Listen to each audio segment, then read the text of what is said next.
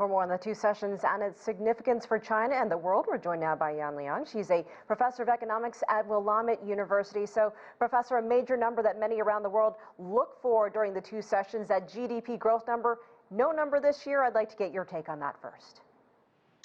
Thank you for having me, Elaine. So I think this is a very sensible move on China that Beijing decided to drop that growth target, because in these kinds of uncertainties, the last thing you want is a rigid growth rate number, because that would be, enticing all kinds of I would say empty efforts, right? Just to inflate the GDP growth number. And I think that reflects that these kinds of flexibility of Beijing to craft the policy and growth targets. The other thing I think is important to reflect on this dropping of the GDP growth number is that there's a shifted priority of the government. So now the employment stability, job creation, and poverty alleviations are at the forefront of the reviving the economy's efforts. So I think it makes a lot of sense for Beijing to drop that growth target. And I want you to elaborate on what you just said. How is China adjusting its economic growth for the rest of this year? What do you think we can expect in the coming months? I think in the coming months, what we would expect is that, as Premier Li Keqiang has talked about, that the government is going to increase fiscal stimulus, trying to create more jobs for the people and trying to ensure people's basic living standards. So there has been a host of fiscal measures that are on the table. To start, there will be tax cuts, there will be fee reductions, and that would help the economy to get back on its feet. And there will be also, infrastructure construction projects going on at the local level.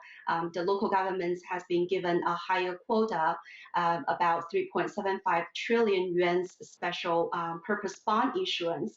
So all these fiscal measures would help the economy to revive its production and consumption. So I think that would be very helpful for the economy to go back. Another thing that was mentioned, reform, and China's continuing to open up to the rest of the world. So with the rest of the world still in lockdown or battling COVID-19, how do you think that will work? I think that it's a very welcoming measure on the part of China, in very stark contrast with to the United States. So Premier Li Keqiang specifically talked about that China will try to implement the Phase 1 trade deal, and China is going to host the third International Import Expo in June this year. And all of these measures are trying to increase China's imports and trying to restore the global trading system. And he also talked about shortening the so-called negative list for foreign investments to China.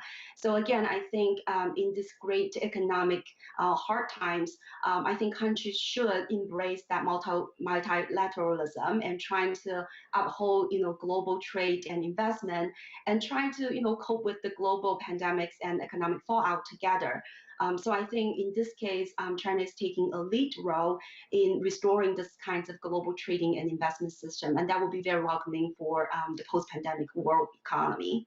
And very quickly, about 30 seconds left, the Hong Kong security law also getting a lot of attention. Want to get your quick take on that and other things to watch in the coming days.